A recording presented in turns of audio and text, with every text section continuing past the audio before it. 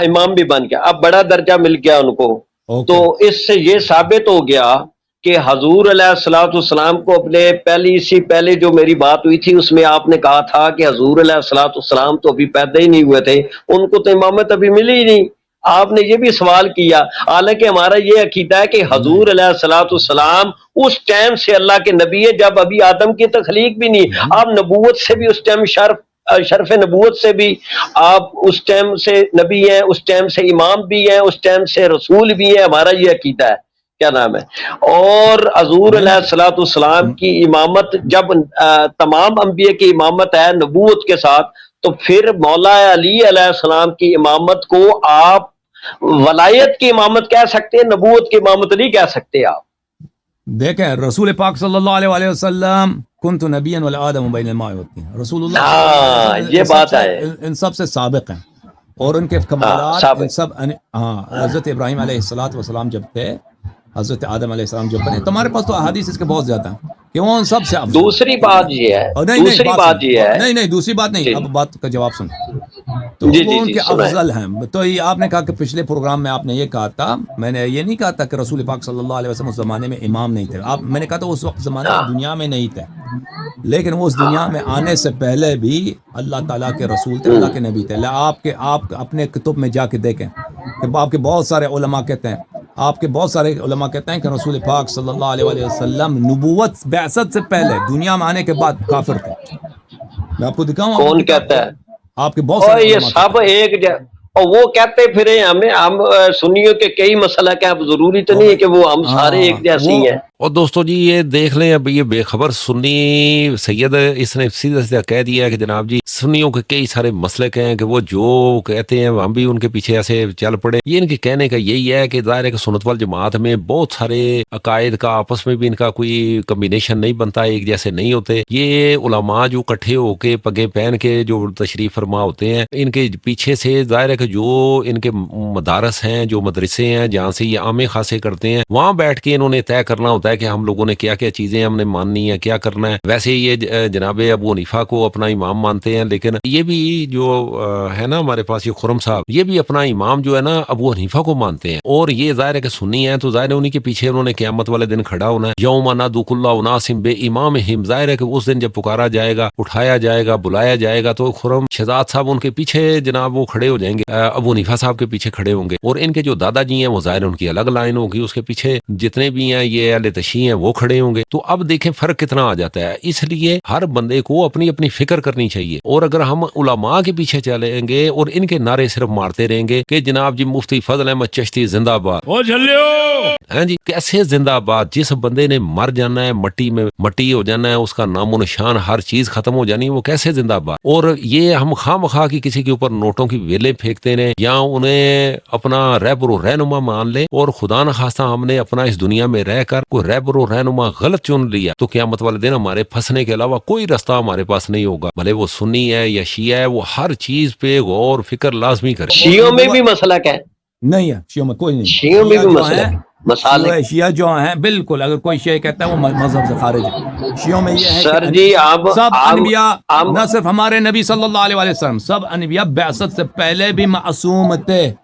ہم یہ ہمارا یہ عقیدہ ہے. نبی صلی اللہ علیہ وسلم کی بات ہی اور ہے. اب امیر المؤمنین علیہ السلام کی جو بات ہے، آپ کہتے ہیں ان کی امامت جو ہے نبوت ہے، ہم بالکل مانتے ہیں کہ وہ نبی نہیں تھے.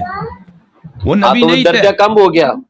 نبی نہیں تھے. نہیں، اس سے بڑا درجہ ان کے پاس ہے نا، ان سے بڑا درجہ ان کے پاس ہے. ان سے کیا وہ نبوت پر ابھی فیض ہی نہیں ہوا تو درجہ کیسے بڑا ہو گیا؟ نہیں، کیونکہ امامت نبوت سے بڑا ہے. کیوں؟ نہیں، غیر نبی امامت ہے، غیر نبی امامت ہے. نبی بولتے ہیں کس کو ہیں؟ نبی بولتے ہیں نبوت ہے کس چیز کا نام؟ نبوت کا مطلب ہے کہ اللہ کا جو منصب نبوت کا مطلب ہوتا ہے خبر دینے والا. نبی کا مطلب ہے اللہ کا پیغام دینے والا. لفظی لغوی میں نہیں ہے. لفظی ترجمہ کیا ہے؟ نبوت ہے کس چیز کا نام؟ تعریف کرو. اللہ کی طرف سے منصب ہے، عہدہ ہے، عصمت ہے. بہت ساری چیزیں ہیں نا، وہ تو بہت ساری چیزیں ہیں. تعریف کرو. نبوت کس منصب کا نام؟ منصب ایک تو نہیں ہے دنیا میں، اللہ کی جانب سے مناصب تو بہت ہیں. نبوت کس نبی کا مطلب اللہ کا نمائندے کو کہتے ہیں. اللہ کے نمائندے، امیر السلام بھی اللہ کے نمائندہ. یہ تو کوئی بات نہیں. تو نبوت چلے آپ تشریح کرتے ہیں، جبرائیل بھی اللہ کا آپ نمائندہ کرتے ہے۔ ہیں، چلے جی آپ نبی کی تشریح کرتے ہیں جی، آپ بتا دیں، ہم مستفید ہو جائیں گے، بتا دیں۔ ہاں تو سنو، نبوت کا مطلب یہ ہے کہ اللہ جس سے کہہ دے کہ تو نبی، بے شک اللہ جس سے کہہ دے تو نبی ہے، وہ نبی ہے۔ دیکھیں بہت سارے نبی، لوگ بے شک، صحیح کہہ ہاں جس کے ملاقات ملائکہ سے ہوئی ہے، حضرت مریم علیہ السلام ملائکہ سے بات کی ہے، ام موسیٰ علیہ السلام کی بات اللہ نے ان پہ وحی بھیجی ہے کہ موسیٰ کو دریا بالکل میں صحیح ڈال کہہ دو۔ رہے ہیں۔ بات سنیں، نبی وہ ہے جس کو اللہ کہہ دے کہ وہ تو نبی ہے۔ تو امیر المؤمنین علیہ السلام کو یہ عنوان نہیں ہے، اس لیے نہیں کہ ان میں کوئی بالکل نقص ہے، ان میں نقص ہے، یہ حضرت رسول صلی اللہ علیہ وسلم کے بعد کسی کو بھی نہیں ملنے والی ہے یہ عنوان، یہ خطاب، یہ عنوان، یہ وصف یہ کسی کو نہیں ملنے والی، کیونکہ وہ خاتم الانبیاء۔ تو امیر المؤمنین علیہ السلام نبی نہیں ہے، امام ہیں، یعنی جو علم پیغمبر کا ہے وہ ان کے پاس ہے، جو عصمت پیغمبر صلی اللہ علیہ وسلم کے پاس ہے وہ ان کے پاس ہے، جو فضائل نفسانیہ ہیں، جو فضائل روحانیہ ہیں، عصمت ہے، شجاعت ہے، کمال ہے، قرب الہی ہے، اللہ ان سے محبت کرتا ہے، جو پیغمبر کو ہے وہ امیر المؤمنین علیہ السلام کو حاصل ہے، ٹھیک ہے نا؟ تو ان کے ذات میں نبی بننے کی کوئی کمی نہیں ہے، نبوت سے بڑا مقام بھی ان کے پاس ہے، وہ امامت ہے، لیکن کیونکہ یہ نبی کریم، نبی آخر الزمان صلی اللہ علیہ وسلم کی یہ عظمت ہے کہ ان کے بعد کسی کو اللہ تعالیٰ نہ رسول کا خطاب دیں گے نہ نبی کا دیں گے، اس لیے امیر المؤمنین علیہ السلام نبی نہیں ہے۔ تو یہ صرف ایک خطاب کی بات ہے، یہ امیر المؤمنین علیہ السلام میں کسی نقص پہ دلالت نہیں کرتا، یہ رسول پاک صلی اللہ علیہ وسلم کی عظمت کی وجہ سے، سمجھ میں نہیں بات؟ اب میری بھی سن لیں، ایک منٹ میرے لیے بھی سن لیں بات۔ ہمارا عقیدہ یہ ہے کہ بھائی ہم تمام انبیاء علیہ الصلوۃ والسلام کو معصوم مانتے ہیں، ان کے والدین کو ہم مسلمان مانتے ہیں، وہ پاک رحموں میں، پاک اسلاف میں ہے، ہمارا یہ عقیدہ ہے اہل سنت۔ اچھا مجھے بتاؤ، جو ان کے والدین کو کافر کہے، وہ اس کو کافر کہتے ہیں نہیں کہتے؟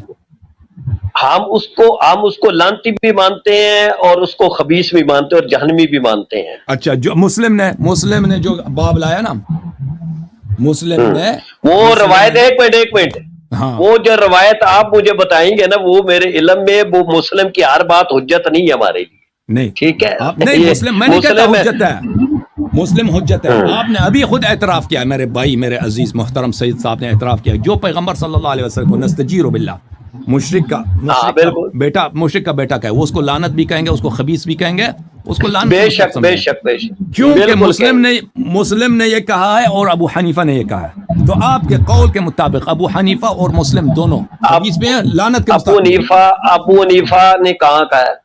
بالکل اس کے کتاب فقہ اکبر میں کہا، دکھاؤں آپ کو فقہ اکبر، وہ تو منسوخ کر دی گئی ہوگی، اس کی طرف بات کر دی ہوگی۔ نہیں، اور محترم اللہ یاری صاحب دیکھیں نا، انہوں نے سید بادشاہ نے نا وہ جوش خطابت میں انہیں بس کہہ دیا ہے جی، انہیں کافر کہہ دے، انہیں لانتی کہہ دے، سارا کچھ کہہ دیا، آپ نے ایک دم سے وہ مسلم نکال کے آپ نے بتا دی ہے کہ جناب جی یہ بھی اس میں آ رہے ہیں، اور جناب محترم ابو حنیفہ صاحب دیکھیں نا، پیر و مرشد ہے، سید بادشاہ کا دیکھیں نا منہ بھی کیسا بن گیا، آپ ایک دم سے نا وہ ایک دم سے کاؤنٹر اٹیک کر کے وہ اسے نا قابو کر لیا کہ بھائی کہ یہ بھی پھر وہ اسی میں کافروں میں آتے ہیں، جو سید بادشاہ نے ابھی خطاب دیے انہیں جی کافر بھی کہہ دیں، لانتی بھی کہہ دیں، تو ایک دم سے آپ نے ایسا کر کے نا دل آزاری کر دی، جیسے ایک دم انسان نا اسے جو شربت ہے نا وہ سرخ کلر کا نظر آ رہا ہو، لیکن اس کے اندر کسی نے کوئی لیمن تھوڑا سا کی بجائے اس نے کوئی 8-10 نچوڑ کے نا اس کے اندر وہ ڈال دی ہوں، ٹھیک ہے؟ تو وہ اس کے اندر جب ڈال دی ہوں، جیسے ہی وہ ایک گھونٹ وہ پیے گا تو ایک دم سے اس کا جیسے کوئی چہرہ مبارک بن جاتا ہے نا، اور آنکھیں اس کی بند ہونا شروع ہو جاتی ہیں، ویسے سید بادشاہ کی آپ نے آنکھیں کر دی ہیں۔ اب یہ اب سوچ رہے ہیں کہ یار یہاں سے رائے فرار کیسے ہو، جوش خطابت میں انہوں نے کہہ تو دیا، لیکن آپ بالکل چھوٹی ڈی میں انہیں لے آئے ہیں، باقی دیکھتے ہیں ابھی وہ سید بادشاہ یہاں سے کیسے سلپ ہو کے نکلتے ہیں۔ نہیں، آج کے ہم ناقص العلم کو ہمیں پتا ہے کہ حضور خود فرماتے ہیں میں پاک اسلاف میں سے آیا ہوں،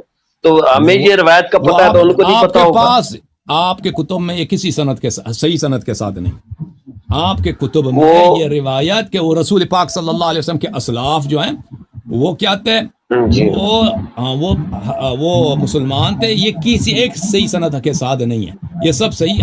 آپ سن لیں، میں آپ کو حدیث دے دوں گا، وہ حدیث دے دیں گے آپ کو، پاک اور مطہر رحموں میں حضور آئے ہیں۔ ابو حنیفہ کی بات، یہ کتاب ہے عقیدۃ الموحدین والرد علی الضلال والمبتدعین، یہ کتاب چھپی ہے سنہ 1999 میں، اس کتاب میں رسالہ نمبر 17 ملا علی قاری کون ہے؟ بہت بڑا حنفی مذہب کا متکلم بھی ہے، محدث بھی ہے، مجتہد بھی ہے، مفتی بھی ہے، ملا علی مرقات المفاتیح، آپ کو پتہ ہے اس کا رجوع ثابت ہے، اس کا رجوع ثابت نہیں ہے، بالکل رجوع نہیں ہے، بالکل رجوع نہیں، میں رجوع ثابت ہے، رجوع اور نہیں سر ثابت ہے نا، میں دکھا دوں گا. وہ پہلے بھی ایک آدمی نے کہا تھا کہ رجوع کیا تھا. ملا علی قاری نے، اتنا بڑا آدمی ہے، مرقات المفاتیح ہندو پاکستان میں اس کتاب کی بڑی اہمیت ہے. اچھا، اس کی یہ کتاب ہے، ملاحظہ فرمائیے کہ ابو حنیفہ کا اعتقاد کیا تھا رسول پاک صلی اللہ علیہ وسلم کے والدین کے متعلق. صفحہ نمبر 473 میں کہتے ہیں کہ ابو حنیفہ نے، وہ خود کہتے ہیں، ابو حنیفہ ملا علی قاری کہتے ہیں، قال الامام الاعظم والہمام الاقدم فی کتابہ المعتبر المعبر بالفقہ الاکبر ما نصو. یہ نص ہے ابو حنیفہ صاحب کا کتاب فقہ اکبر میں. ووالدہ الرسول صلی اللہ علیہ وسلم مات علی الکفر نستجیر منہ، کہ رسول پاک صلی اللہ علیہ وسلم کے والدین کفر پہ مرے. آپ دیکھیں میرے محترم ناظرین، آپ ملا علی قاری کا رجوع ثابت بھی کریں، جو ثابت نہیں کر سکتے، ثابت بھی کریں تو ابو حنیفہ کا نہیں ثابت کر سکتے کہ ابو حنیفہ نے، اللہ آپ کو بھلا کرے، اس نے اس بات سے رجوع کیا ہے. بات ہے ابو حنیفہ کی، میں نے ملا علی قاری کی بات نہیں کی کہ مسلم جو جس کے آپ اس کو آپ توثیق کرتے ہیں، وہ کہتے ہو یہ سب سے کتاب اللہ کے بعد بخاری و مسلم ہے. اور یہ لوگ رسول پاک کون کہتا ہے؟ بالاجماع، آپ کے علماء بالاجماع، وہ علماء بھائی یہ بخاری مسلم کی معصوم کتابیں ہیں.